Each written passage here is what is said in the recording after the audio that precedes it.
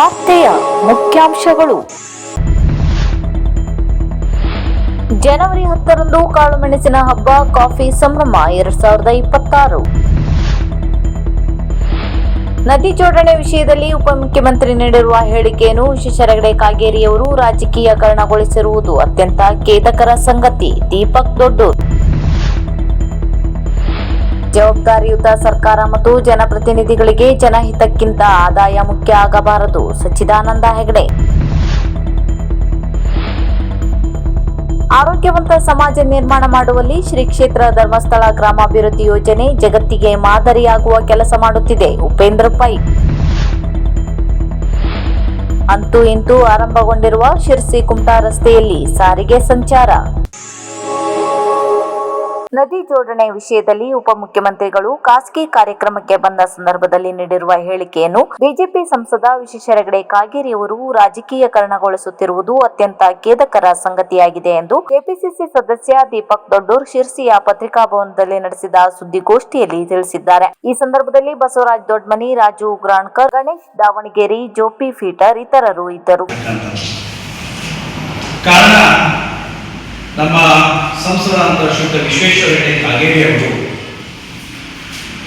ಗೌರವಾನ್ವಿತ ಉಪಮುಖ್ಯಮಂತ್ರಿಗಳಾದಂತಹ ಶ್ರೀಯುತ ಡಿ.ಕೆ. ಶಿವಕುಮಾರ್ ಅವರ ಹೇಳಿಕೆಯನ್ನ ಕೇಳಿದ ನಂತರ ತಮ್ಮ ಪ್ರಕಟಣೆ ಇವತ್ತು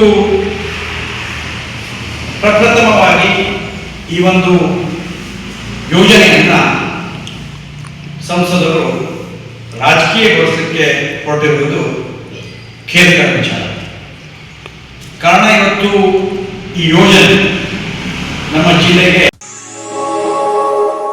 ನೀರ್ನಳ್ಳಿ ಸೀತಾರಾಮ್ ಹೆಗಡೆಯವರ ಮನೆಯಂಗಳದಲ್ಲಿ ಜನವರಿ 10ರಂದು ಬೆಳಿಗ್ಗೆ 9:30ರಿಂದ ಕಾಳುಮೆಣಸಿನ ಹಬ್ಬ ಹಾಗೂ ಕಾಫಿ ಸಂಭ್ರಮ ನಡೆಯಲಿದೆ. ಅಂದು ಕಾಳುಮೆಣಸಿನ ಯುವ ಕೃಷಿಕರಿಗೆ ರಾಣಿ ಚೆನ್ನಭೈರವ ದೇವಿ ಪುರಸ್ಕಾರ, ಕೃಷಿ ಕ್ಯಾಲೆಂಡರ್ ಬಿಡುಗಡೆ ಹಾಗೂ ಹಿರಿಯ ವಿಜ್ಞಾನಿಗಳೊಂದಿಗೆ ಕ್ಷೇತ್ರ ವೀಕ್ಷಣೆ ನಡೆಯಲಿದೆ ಎಂದು ಕದಂಬ ಮಾರ್ಕೆಟಿಂಗ್ ಸೌಹಾರ್ದ ಸಹಕಾರಿ ಸಂಘದ ನಿರ್ದೇಶಕರಾದ ನಾರಾಯಣ ಹೆಗಡೆ ತಮ್ಮ ಕಚೇರಿಯಲ್ಲಿ ನಡೆಸಿದ ಸುದ್ದಿಗೋಷ್ಠಿಯಲ್ಲಿ ತಿಳಿಸಿದರು. ಈ ಸಂದರ್ಭದಲ್ಲಿ ಸಂಘದ ವ್ಯವಸ್ಥಾಪಕರಾದ ವಿಶ್ವೇಶ್ವರ ಭಟ್ ಇತರರು ಉಪಸ್ಥಿತರಿದ್ದರು.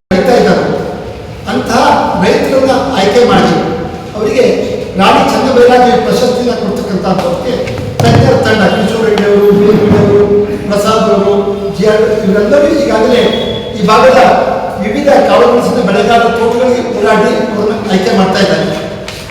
ಅವರಿಗೆ ಪ್ರಶಸ್ತಿಯನ್ನು ಕೊಡ್ತಕ್ಕಂಥ ಪ್ರಧಾನ.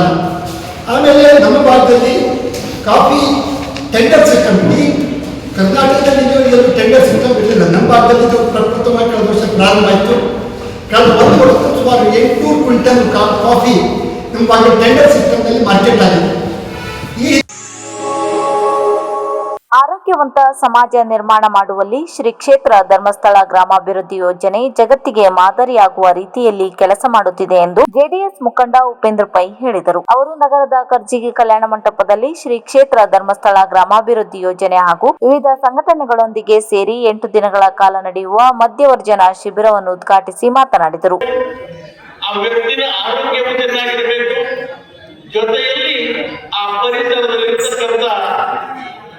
ಎಲ್ಲ ಒಡನಾಡಿಗಳ ಜೊತೆಗೆ ಅವರಿಗೆ ಆತ್ಮೀಯತೆ ಸಂಬಂಧ ಚೆನ್ನಾಗಿರ್ಬೇಕಂತಕ್ಕಂಥ ನಮ್ಮ ಪರಮ ಪೂಜ್ಯ ವೀರೇಂದ್ರ ಹೆಗ್ಗಡೆಯವರ ಕನಸಿನ ಕೂಸು ಈ ಮಧ್ಯವರ್ಗದ ಶಿಬಿರ.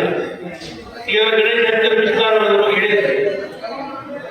ಪ್ರಾರಂಭದಿಂದ ಇಲ್ಲಿಯವರೆಗೆ ತಿಳಿಸಿ ನಮ್ಮ ಈ ಭಾಗದಲ್ಲಿ ಅನೇಕ ಶಿಬಿರಗಳೊಂದಿಗೆ ನಾವು ಬಹುಶಃ 1,000 ಶಿಬಿರವನ್ನು ನಾವು ಅದ್ಭುತವಾಗಿ ರೀತಿಯಲ್ಲಿ ಆಚರಣೆ ಮಾಡಿದ್ದನ್ನು ಕೂಡ ಈ ಸಂದರ್ಭದಲ್ಲಿ ನೆನಪಿಸಿಕೊಳ್ತಾ, ನಾವೆಲ್ಲ ಒಂದು ಸಾಮಾನ್ಯ ವ್ಯಕ್ತಿಗಳಾಗಿ ನಾವು ಇಲ್ಲಿ ಭಾಗವಹಿಸ್ತೇವೆ ಮತ್ತು ನಮ್ಮ ಏನು ಈ ಧರ್ಮಸ್ಥಳ ಗ್ರಾಮಾಭಿವೃದ್ಧಿ ವಿಭಾಗ ಇದೆ ಇದು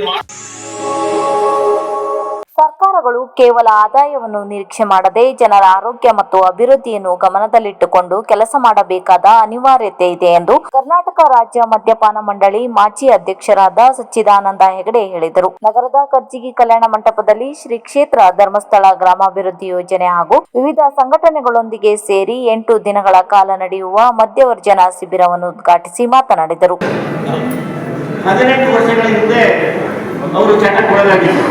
ಈಗ ಸಂಪೂರ್ಣ ಚಟಮುಕ್ತಿ ಹೊಂದಿ ಅವರಿಗೆ ವ್ಯವಸ್ಥಾಪಕ ಸಮಿತಿ ಅಧ್ಯಕ್ಷರು ಈ ರೀತಿ ಪದಾಧಿಕಾರಿಗಳ ಕೆಲಸ ಮಾಡ್ತಾ ಇದ್ದಾರೆ. ನನಗೆ ಇನ್ನೊಂದು ಮಾಹಿತಿ ಸಿಕ್ತು ಇಲ್ಲಿ ಬಂದ ಮೇಲೆ, ಕೊರೋನಾ ಸಂದರ್ಭದಲ್ಲಿ ಧರ್ಮಸ್ಥಳ ಪೂಜ್ಯ ಹೆಗ್ಗಡೆಯವರು ಒಂದು ಸಮೀಕ್ಷೆಯನ್ನ ನಡೆಸಿದ ಕಾರ್ಯಕ್ರಮದ ಮೂಲಕ